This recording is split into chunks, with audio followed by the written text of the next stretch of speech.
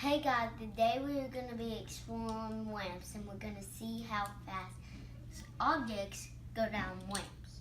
So we start off with the car. It went down. Can a bullet go down?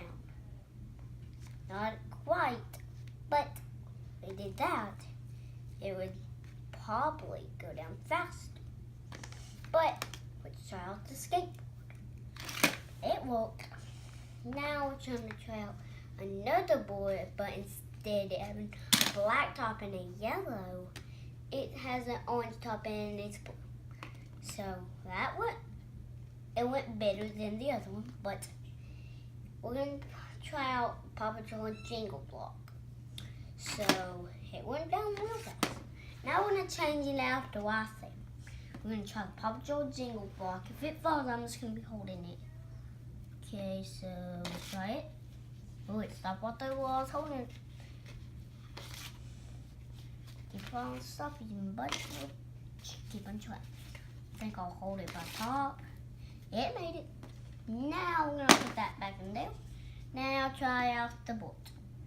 So let's give it a little push. It made it quite. It didn't make it quite. But now we're gonna try the yellow board. That stopped in the middle, but let's try out skateboard.